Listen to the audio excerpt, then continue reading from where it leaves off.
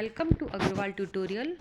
तो बच्चों, आज हम एनसीईआरटी की संस्कृत बुक कक्षा 6 के पाठ 10 का अध्ययन करेंगे, जिसका नाम है कृषि का कर्मवीरा। मतलब किसान लोग कितने कर्मवीर होते हैं, क्योंकि इसमें किसानों की महानता बताई गई है कि वो कैसे लोग हैं, कितने महान हैं, उसका अध्ययन करेंगे। अब कह रहे हैं कि सूर्य तपतु मेघा व वर्षंतु विपुलम जलम।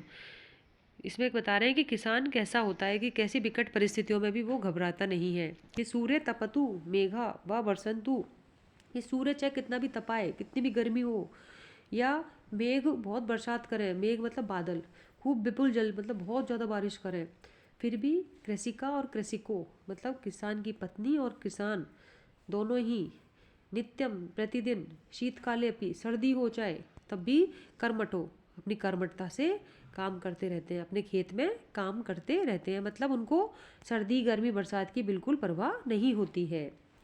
अब है ग्रीष्मे शरीरम सस्वेदम। इसमें वही किसान की महानता बताई गई है कि वो किस तरह से सर्दी गर्मी से नहीं हारते हैं। कि ग्रीष्मे शरीरम सस्वेदम, चाहे गर्मी ऋतु में उनका शरीर पसीने से भर जाए, सस्वेदम, स्वेद मतलब पसीना, तो तब भी उनको परवाह नहीं है। शीते कंप में सदा, और शीत मतलब सर्द ऋतु उनको चाहे कितना भी कंपित करे, कितना कपाए। हलेन च कुदालेन तऊ तु क्षेत्रानी कर्षत, लेकिन वो दोनों तऊ, तऊ मतलब ये दोनों किसान और उसकी पत्नी, हलेन और कुदालेन मतलब हल और कुदाली से उनको तो क्षेत्र को जोतना है, कर्षत है मतलब जोतते हैं। इसका मतलब है कि उनको ऋतुओं का कोई असर नहीं पड़ता, चाहे गर्मी हो चाहे सर्दी हो, उन पर उसका कोई फर्क नहीं पड़ता है। इसमें किसानों की कर्मवीरता बताई जा रही है। अब है पादयो ने पदत्राणे, मतलब पादयो मतलब पैरों में, ने नहीं है, पदत्राण मतलब चप्पलें या जूते। शरीरे वसनानी नो, और शरीर पर वसनानी मतलब वस्त्र, नो नहीं है।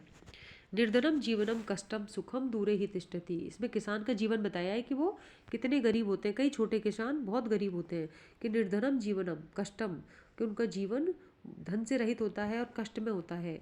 और सुखम दूरे, और वो उनका जीवन हमेशा सुख से दूर होता है, मतलब उनके जीवन में कभी सुख नहीं होता, वो हमेशा दुख में ही रहते हैं।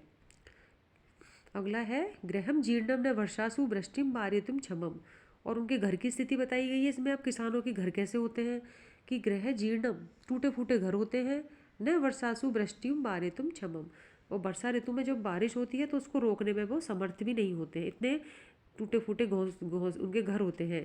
पारयितुम मतलब रोकने में, क्षमम मतलब समर्थ। तथापि फिर भी कर्मवीरत्वम कृषि का नाम न नश्यति, फिर भी ये कर्मवीर कृषि का नाम न नश्यति, अपनी खेती को नष्ट नहीं होने देते हैं। मतलब इनका पूरा ध्यान अपनी फसल पे रहता है।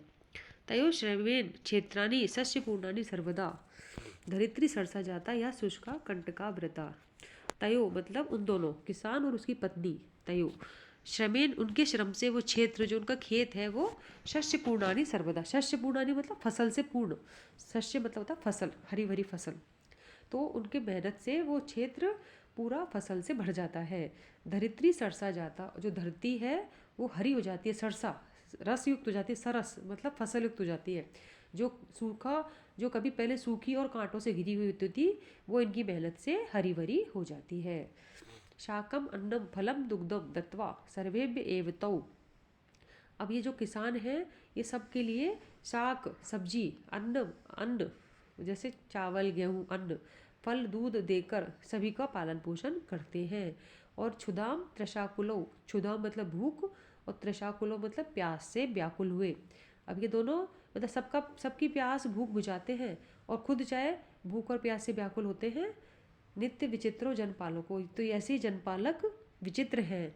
ये जनपालक मतलब लोगों का पालन पोषण करने वाले हैं, लोगों को सब्जी देते हैं, अन्न देते हैं, फल दूध देते हैं, तो उन लोगों का पालन पोषण कर रहे हैं, और खुद चाहे भूखे प्यासे रहते हैं। तो इस प्रकार से ये जनपालक विचित्र है। भाई जो खुद भूखा रह के दूसरों को पेट भरे वो विचित्र है। इस प्रकार ये किसानों की कर्मवीरता बताई गई है। इस प्रकार ये अध्याय समाप्त होता है। आपके समझ में आया है तो आप ज़रूर लाइक कीजिए, शेयर कीजिए एंड सब्सक्राइब कीजिए, और कोई समस्या हो तो कमेंट में लिख के ज़रूर बताइए।